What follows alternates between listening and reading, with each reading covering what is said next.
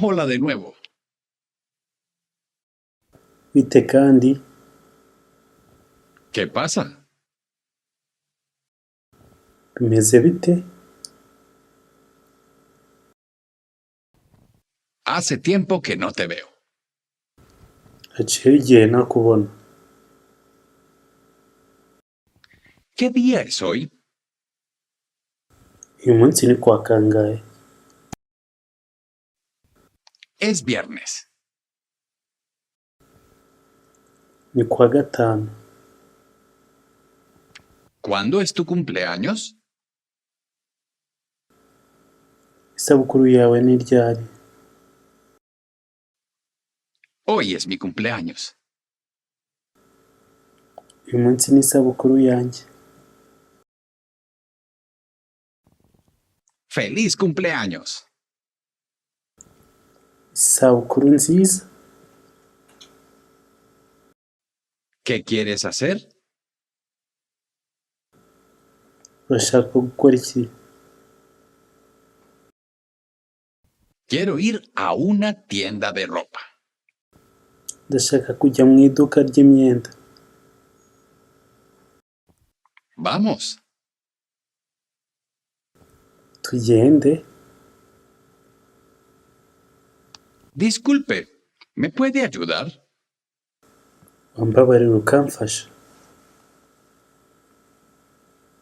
¿En qué puedo ayudarte? Ese ngufashe gute? Necesito una talla más grande. Nshaka igifite ingano nini. No hay problema. Nta kibazo. ¿Dónde está el espejo? Ese indorerwamo iri he? El espejo está aquí. Indorerwamo iri aha. ¿Cuál es el precio? Igiciro ni angahe? Son $19. Ni amadolari 19. Es demasiado. Ni menshi cyane.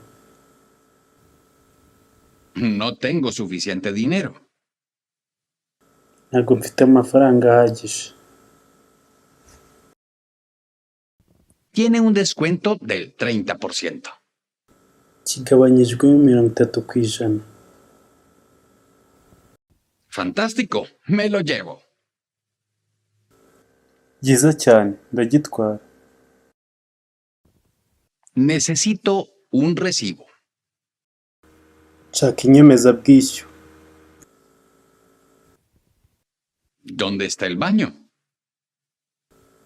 Ese ubwiherero buri he?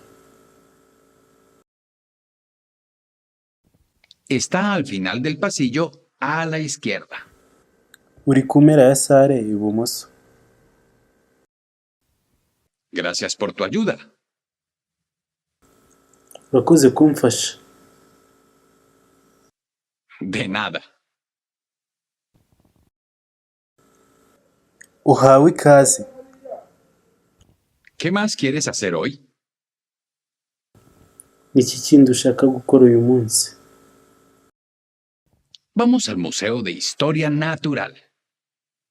Reka tujye ku nzu ndangamurage y'amateka kamere. ¿A qué hora cierra? Ese bayifunga ryari? Cierra a las 5. Ifungwa saa 11. ¿Qué hora es? Ni saa ngahe? Son las 5:30. Ni saa 11:30.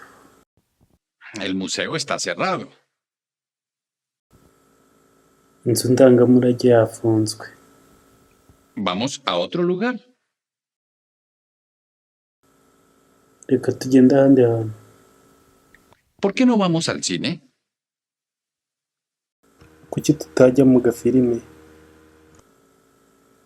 ¿Cuál es tu tipo de película favorita? Ese ni ubuhe bwoko bwa filime ukunda?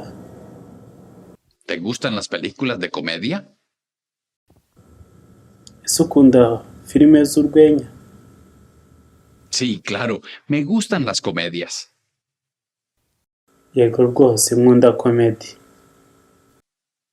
Yo pago las entradas. Ndishyura amatike. Vamos ahora. Necesito comprar palomitas de Reka maíz. tugende nonaha. Nshaka kugura injugu. ¿Te gustó la película? Filime wayikunze se? Sí, me gustó mucho. Yego ni ukuri nayikunze. Vamos a casa. Reka tujye mu rugo. ¿Cómo está el clima? Ikirere kimeze gute? Hace frío. Kirakonje. Parece que va a llover. Biragaragara ko imvura igiye kugwa. El cielo se está nublando. Ikirere kirimo ibicu. Se acerca una tormenta. Umuyaga uri kuza. ¿Es una tormenta eléctrica? Iyo ni inkuba se? Sí, hay rayos y truenos. Yego hari imirabyo n'inkuba. Mañana estará despejado. Ejo hazamera neza. Mañana es Navidad. Ejo ni Noheri. ¡Feliz Navidad! Noheri nziza. ¡Felices fiestas! Ibiruhuko byiza. Hasta mañana. Tubonane ejo.